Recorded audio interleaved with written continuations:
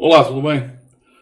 Estamos aqui outra vez para continuar a falar sobre esse Mundial de Clubes que está a ser muito interessante e da choradeira dos espanhóis, sobretudo, que continua não se conformando com o facto dos clubes brasileiros estar a desmentir esta arrogância absurda que existe aqui na Europa em relação, sobretudo, ao futebol brasileiro. Eu não ponho o futebol brasileiro.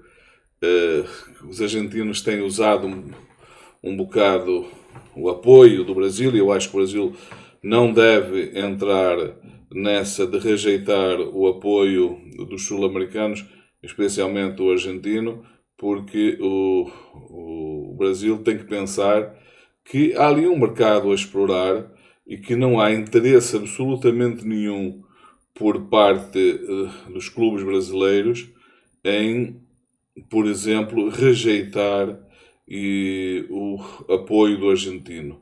Eu falo em rejeitar porquê? Porque os argentinos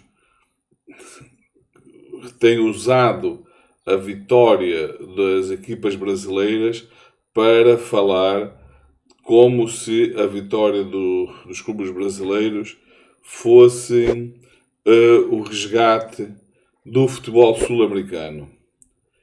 E isso, para ser sincero, eu acho que está totalmente fora de questão, porque de facto o futebol argentino, se fosse o futebol, se coubesse o futebol argentino representar o futebol sul-americano estaria muito mal representado. O que existe na América do Sul hoje é uma liga que está ao nível das maiores ligas europeias. Eu digo mesmo que está pau a pau com a liga inglesa e, por muito que os espanhóis não queiram admitir, está bem à frente da liga espanhola. E eu digo isso por uma razão muito simples. É que uma... Vamos lá ver.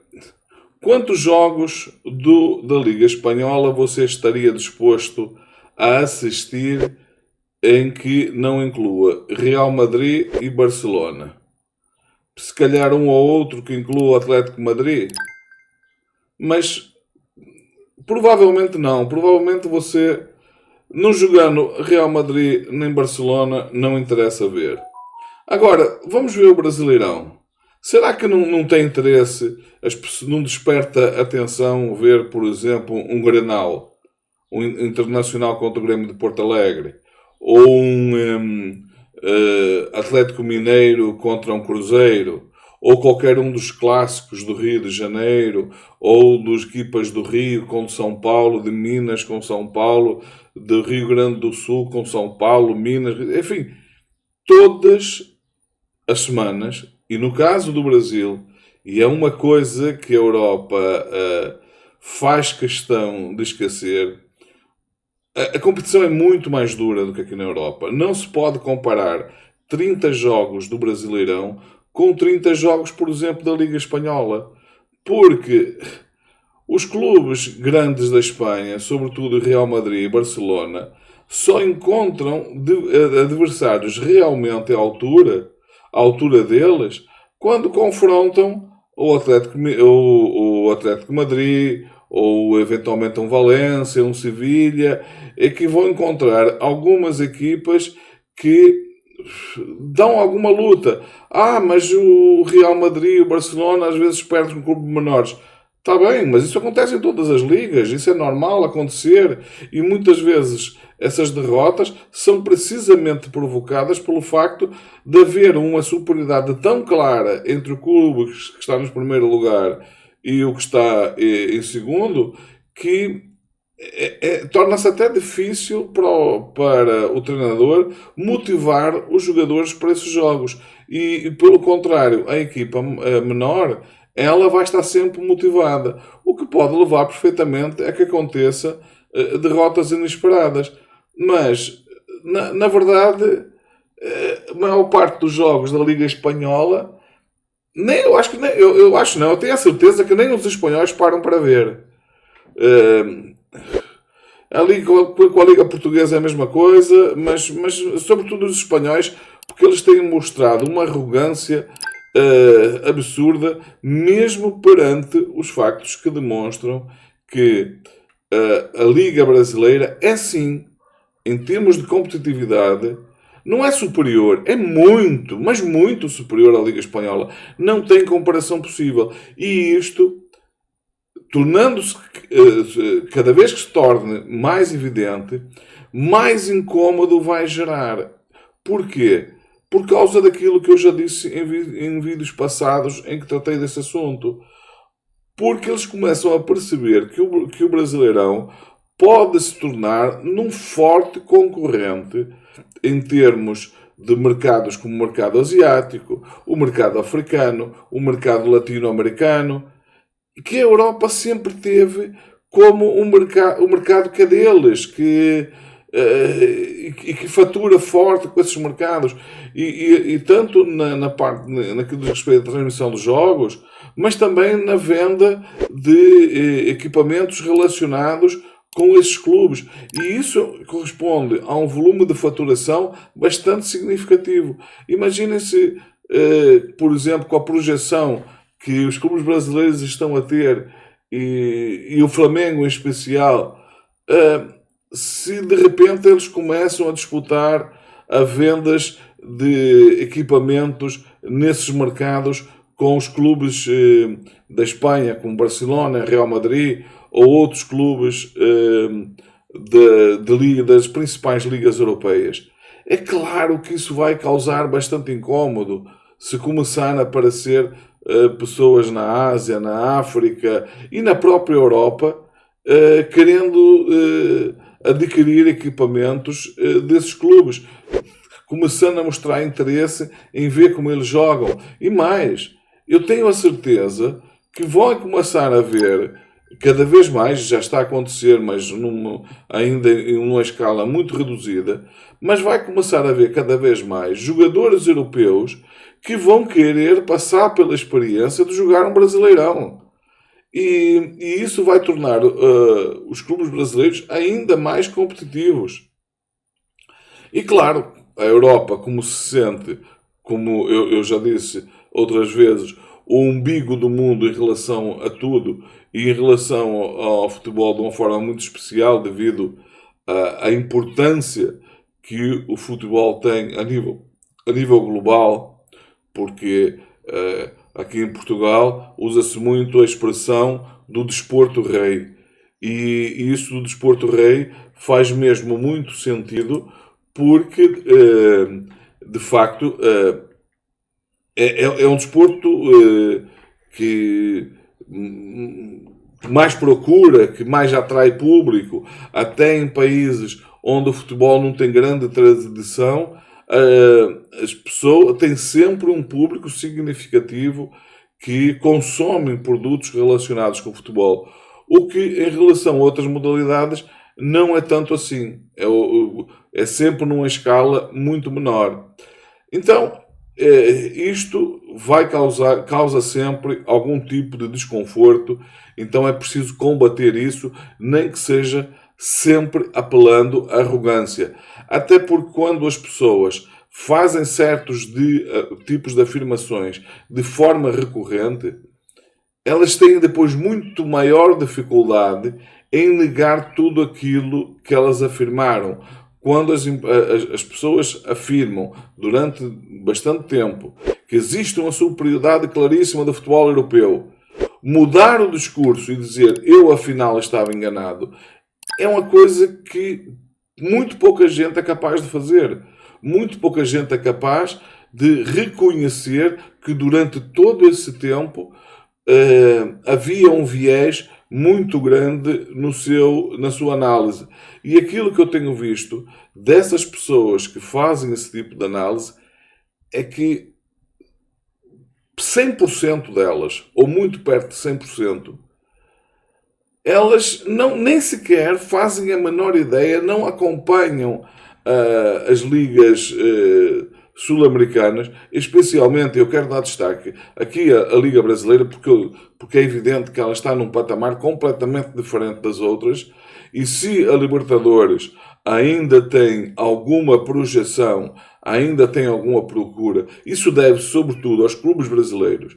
Sem os clubes brasileiros, como as ligas da CONCACAF, quer dizer, é esse nível que a Libertadores estaria sem os clubes brasileiros. Estaria ao nível da CONCACAF, das disputas, acho que é a Liga de Ouro que eles chamam. Não sei bem porque eu não sigo, não sigo, nem tenho forma de seguir, porque pura e simplesmente não existe transmissão desses jogos, portanto, nem que eu quisesse muito assistir, não tenho acesso para poder assistir a esta liga. Mas a impressão que se tem, porque quando a gente vê, mesmo agora no Mundial de Clubes, embora eles mostram a competitividade superior àquelas que se esperaria, que se pensaria que eles tivessem, estão num patamar ainda bem abaixo do Brasileirão. Agora, mas lá está, tira as equipas do Brasileirão e a Libertadores estará ao nível dessa liga. Portanto, quem ainda consegue resgatar um bocado a imagem do futebol sul-americano é a Liga Brasileira e os clubes brasileiros. Agora, quero mudar um pouquinho de assunto para falar especificamente dos jogos que se vão seguir. O de hoje, no qual eu estou com bastante receio, que é o que está em jogo o apuramento para os oitavos de final do último clube brasileiro que ainda não se apurou nesta data que estou a gravar este vídeo, que é o Fluminense.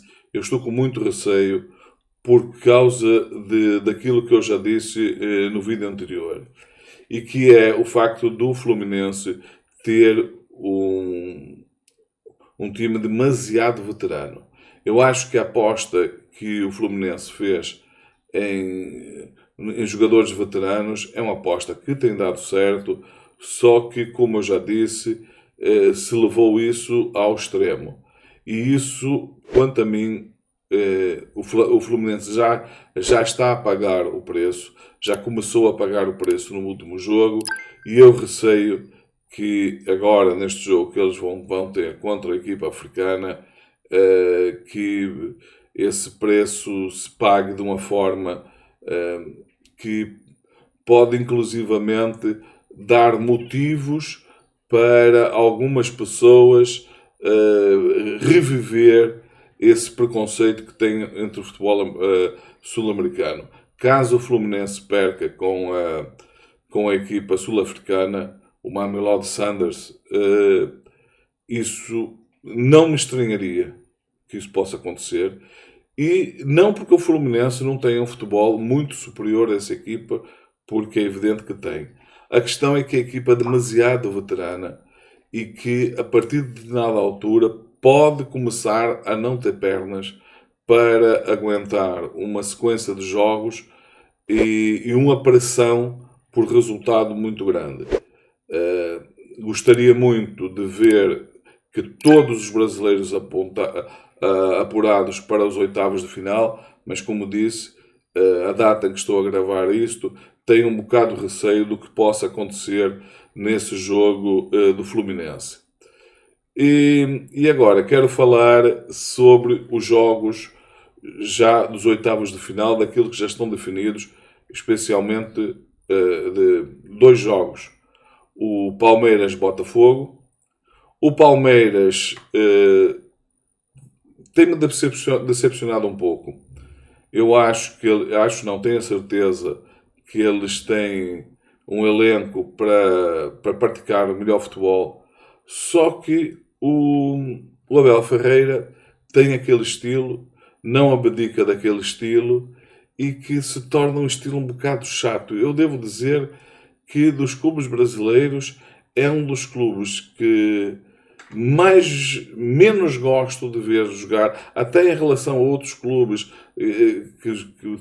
que disputam o Brasileirão a nível mais abaixo. O Palmeiras é o clube que mais me custa às vezes assistir aos jogos dele. Não porque não tenha condições de jogar um futebol muito melhor, mas por causa do estilo de jogo do Abel Ferreira. Claro que os torcedores do Palmeiras dizem, mas isto está a resultar, está tendo resultado e tal, está a funcionar. Ok, mas futebol também é espetáculo. E se há coisa, quando você vai assistir o Palmeiras, que garantidamente não vai ter, é espetáculo. É muito pouco provável que você veja um jogo em que tenha a participação do Palmeiras em que tenha um bom espetáculo. A não ser quando acontece, por exemplo, um Palmeiras-Flamengo, porque o Flamengo, pelo seu estilo de jogo, quase que obriga o Palmeiras a ir para o jogo. Mas, de um modo geral, é um bocado entediante assistir o Palmeiras a jogar futebol. Agora, aquele jogo que eu não tenho dúvida que vai ser um dos grandes jogos das oitavas de final. Não sei como é que vai ficar em relação ao apuramento do Real Madrid e do Manchester City. Tudo indica que poderá ter nos oitavas de final um Real Madrid-Manchester City.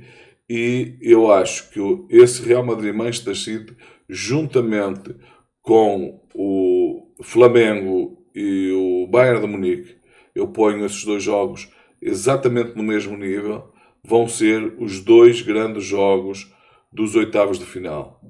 E em relação ao Flamengo-Bayern de Munique, eu vejo uma possibilidade bastante grande do Flamengo passar pelo Bayern de Munique. É claro que o Bayern de Munique é muito superior ao Chelsea, mas o Flamengo, como eu também já disse, tem um elenco ao nível do melhor elenco que tem os clubes do topo da Europa. Algumas pessoas que não acompanham o Brasileirão podem não reconhecer isso,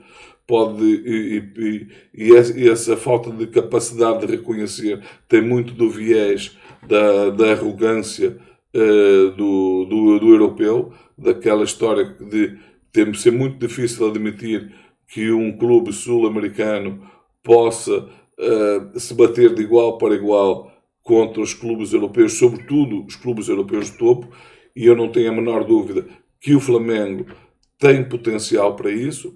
Agora, se o Flamengo perder, isso não será vergonha absolutamente nenhuma, como não seria nenhuma vergonha se o Real Madrid perdesse com o Bayern, se o Manchester City perdesse com o Bayern. Se não seria nenhuma vergonha para esses clubes, porquê que havia de ser se for com o Flamengo? Não há nenhuma razão para isso. Por isso eu acho, e eu estou convencido que é isso que vai acontecer, porque é esse o estilo do Filipe Luís. O Flamengo vai jogar o seu jogo, vai para cima do Bayern, jogar de igual para igual, vai se bater pelo resultado.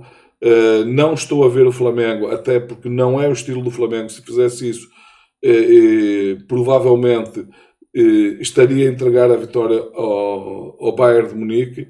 Não estou a ver o Flamengo jogar recuado. O Flamengo vai para cima, vai pressionar em cima, porque é esse o estilo do Flamengo de jogar. É claro que vai ter que jogar com cautelas defensivas até maiores do que aquela que teve com o Chelsea, mas vai encarar o Bayern de Munique de frente, como encarou o Chelsea, lutando para ganhar o jogo. E se para o Flamengo essa não vai ser uma eliminatória fácil, ela igualmente não vai ser fácil para o Bayern de Munique. Esta é a minha convicção. Pode ser que até lá as coisas mudem, que de repente tanto aconteça um amasso do Flamengo, o que eu acho muito improvável, como um amasso do Bayern de Munique, que eu também considero altamente improvável. Só que o futebol é assim. Às vezes uma equipa numa tarde má faz com que a outra se saia muito bem. Por exemplo, o Flamengo ontem, que empatou 1-1 contra a equipa de LA FC, as pessoas podem dizer, bom, mas Flamengo empatou com esta equipa. Bom, a verdade é que o Flamengo mandou 5 bolas aos postes e à barra. Fora outras jogadas que o guarda-redes fez grandes defesas e aquele jogo, numa situação normal, em que as oportunidades do Flamengo fosse 50% delas fosse executadas, teria acabado provavelmente, sei lá, um 4-1 ou um 3-1, uma coisa desse género. Isso não ocorreu por causa dessas características do futebol, que muitas vezes a equipa que domina nem sempre ganha, às vezes até perde. E por isso, aquilo que eu já falei no vídeo anterior, quando comecei a ouvir críticas, que quando se falou do amasso do Palmeiras em relação ao Futebol Clube do Porto, um amasso de 0-0. E para mim, não tem por razão nenhuma para não existir amassos, sim, de 0-0, e até amassos, como eu também já disse, em que a equipa que amassou perde o jogo. Já assisti isso inúmeras vezes. Uma equipa amassar a outra, criar oportunidades, a bola não entrar, não tanto até por incompetência dos jogadores, mas por infelicidade, ou porque a bola bateu num jogador quando ia entrar, ou bateu no poste, como por exemplo este jogo do Flamengo, em que, como é que pode um jogo em que há 6 bolas aos postes, né? Em que uma delas é da LA Futebol Clube e 5 foram do Flamengo. Tem ainda aquele lance, por exemplo, do Pedro, que poderia ter sido um golo espetacular, bastaria que ele deixasse a bola descer um pouco mais, de forma a pegar a bola de cima para baixo. Teria sido fabuloso. Bom, mas futebol é assim mesmo, as coisas não acontecem e de repente as pessoas fazem uma avaliação não com base naquilo que assistiram, mas com base nos números. E se os números são importantes, eles também muitas vezes podem ser muito mentirosos. Uma análise baseada só nos números muitas vezes resulta contrária àquilo que realmente aconteceu. Bom, mais uma vez ficam por aqui. Era isto que eu queria falar por hoje. Fiquem bem, vemos num próximo vídeo.